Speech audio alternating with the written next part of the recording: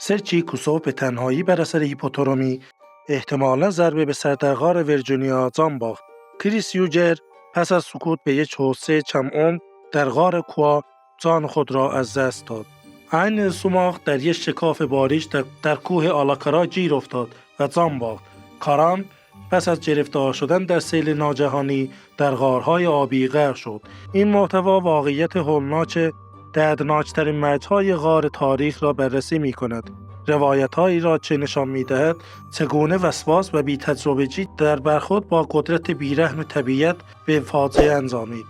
در مکان‌هایی مانند ورجینیا، کواواتوف در این داستان‌ها درس‌های مشخص و کاربردی درباره اهمیت حیاتی، برنامه‌ریزی دقیق، احترام به محیط‌های فوق‌العاده خطرناک ارائه می‌شود. درس‌هایی که نادیده گرفتنشان می‌تواند مرگبار باشد. سرچی کوسوف پدری 37 ساله از شهر سوزی به غار ورجینیا وسواس پیدا کرده بود. ورجینیا عمیق‌ترین غار شناخته شده زمین است. بیش از 1 کیلومتر عمق دارد.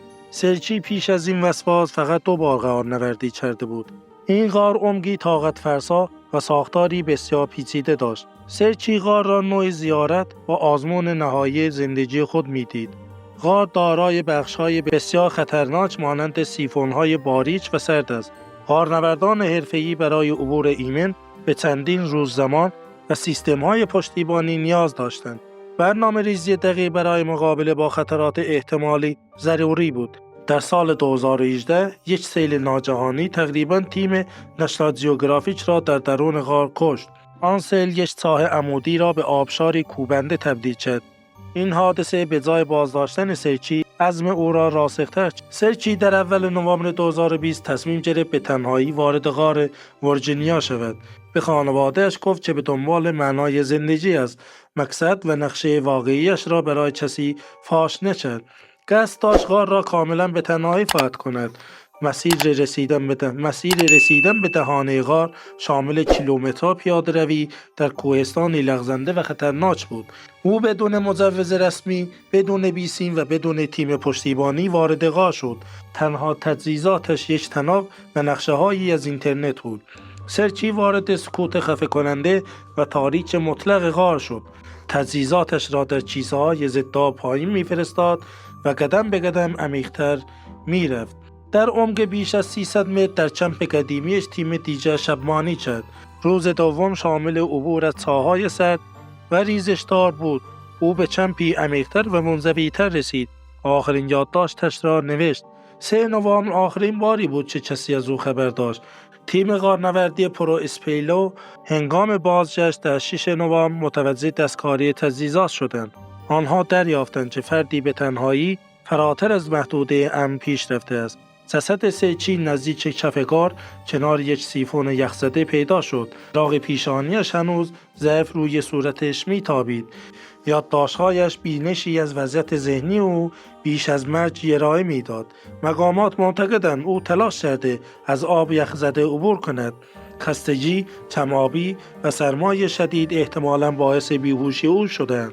سرچی کوسوف تنها و در اعماق غار ورجینیا جان باخت. این غار در ارتفاع‌های کوههای مکزیک قرار دارد. یکی از عمیق‌ترین غارهای جهان محسوب می‌شود. تنها غارنوردان نخبه جرأت ورود به آن را دارند. این غار هم شگفت‌انگیز است و هم تهدید کننده. در فوریه 1991 تیمی 14 نفره از غارنوردان حرفه‌ای وارد غار شدند. هدف آنها پاسسازی یک سیفون عمیق بود. مسیر شامل 115 فرود عمودی بود که نیاز به تناب‌گذاری داشت. برخی نقاط نیازمند جدا و وصل کردن تجهیزات در هوا بود، کاری که تمرکز و دقیق مطلق می‌طلبید. تا 25 فوریه 6 نفر به کمپ دوم در عمق 850 متری رسیدند. سایر اعضا به تناوب تجهیزات و آذوقه منتقل می‌شدند.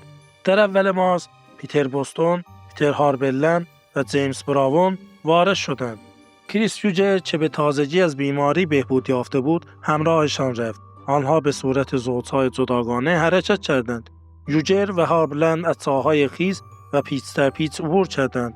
یوجر به طور اتفاقی رج فرود خود را انداخت. هاربلن رج خودش را به او گز داد. آنها مسیر نهایی را یافتند. فرود 2 مرحله‌ای به دره شرقی. بخش اول شیبدار و 10 متری بود. بخش دوم یک ساحه عمودی آزاد 23 متری. هابرلند اول پایین رفت.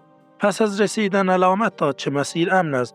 ناگهان صدای سکوت سنج و عبور سریع هوا شنیده شد. هابرلند صدا زد اما پاسخی نیامد. یوجر را بی حرکت در آب کم عمق دید.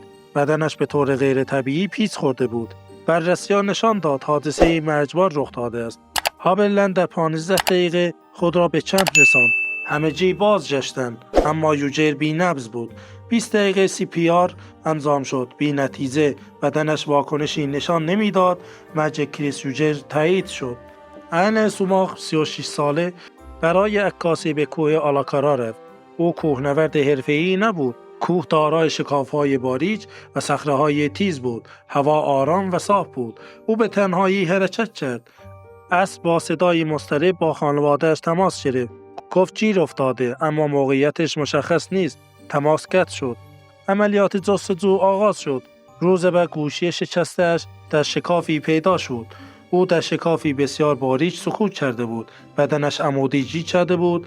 فشار قفسه سینه مانع تنفس شد. جرما و تورم شرایط را بدتر کرد. احتمالاً ساعتی پس از تماس آخر جان باخت. بیرون آوردن جسد 2 روز زمان برد. 9 مه 2023 دانش آموزان از غارهای آبی در نیوزلند بازدید کردند. این غارها مستعد سیلاب ناگهانی هستند. هشدار طوفان صادر شده بود. والدین نگرانی خود را اعلام کردند. مدرسه اطمینان داد که خطر وجود ندارد. بارش شدید آغاز شد. رودخانه‌ها طغیان کردند. هشدارهای رسمی فعال بودند. آب به سرعت بالا آمد. دانش آموزان دست به دست هم دادند. کاران تعادلش را از دست داد. جریان او را به شکافی کشاند. لباسش مانند لنگر عمل کرد. همکلاسی‌ها چشمان وحشت زده‌اش را دیدند. 16 دانش آموز زنده ماندند. جسد کاران شب پیدا شد. مدرسه به دلیل سهل‌انکاری محکوم شد. بیش از $500,000 غرامت پرداخت کرد.